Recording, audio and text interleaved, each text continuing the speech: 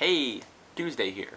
So before I start my video, I want to give a huge shout out to all the people who discussed the question that I asked last week, because that's like half of the point of this whole thing. And at least for me, it's one of my favorite parts of this whole idea. When people discuss it, then it's really awesome. So thank you for adding to the conversation. Some of you really challenged the way that I view the topic, and that's cool, because that means growth. And although sometimes I don't care for growth because it's nice to be confident in what I think I know about stuff, it's cooler to learn things in the long run. So I'm glad to have all of your perspectives as well, and I'm sure lots of people benefited from that. Oh, and also a big shout out to Sunday for asking the question about the U2 song, because oh my goodness, I have totally asked the same question a billion times. Right when I heard it, I thought, 1, 2, 3, 14. Something is wrong there.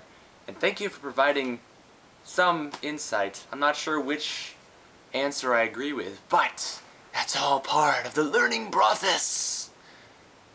And the search for truth. The discovery of new answers and information.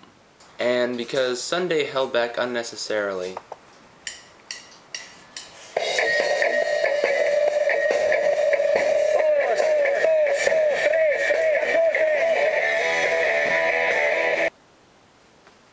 ooh, I lost the game. Okay, now, depending on who you are, you're either doing one of two things. 1, you're really angry at me.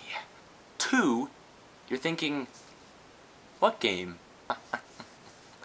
Well, let me tell you. The game goes like this. The object of the game is to forget about the game. When you forget about the game, you're winning. And whenever you remember the game, you lose the game. And the other rule is that you have to announce that you lost the game. And then whoever is around when that person announces it also loses the game. And if someone, and this person may be you, hasn't heard about the game, they'll ask, what's the game? And then they will learn about it, and it spreads. Sorry, that was no good.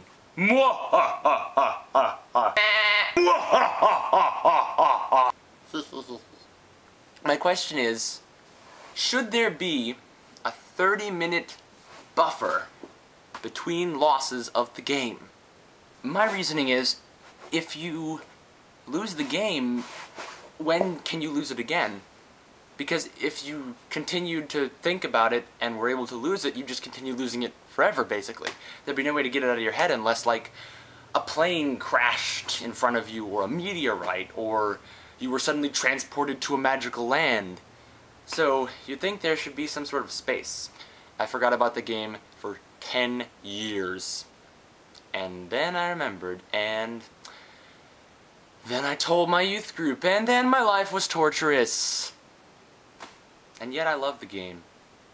It's a love-hate thing. I like to think of myself as a game evangelist, spreading the game to millions of people, as many people as I can reach, and spreading subsequent joy, and malice, and frustration, and happiness. So I have this one friend who loses the game all the time, and she'll lose it like every 10 seconds for a while, until we tell her, you can't lose the game that many times, it's just wrong. She's the one who actually suggested this question, so I'd like your feedback on this. It's really a matter of opinion, but it affects the way we play the game! Being able to lose the game any time seems sort of arbitrary. I mean, so is a 30-minute rule, but that at least has a practical foundation and aids in the playing of the game, I think. Is there any good reason to not have a 30-minute space between losses? I think this section deserves more maniacal laughter because I'm just so pumped about the fact that I have spread the game to millions of people, or hundreds, or at least dozens. And those of you who already know the game are so mad at me right now. I'm sort of feeding off of your angry energy that I can feel, this potential angry energy.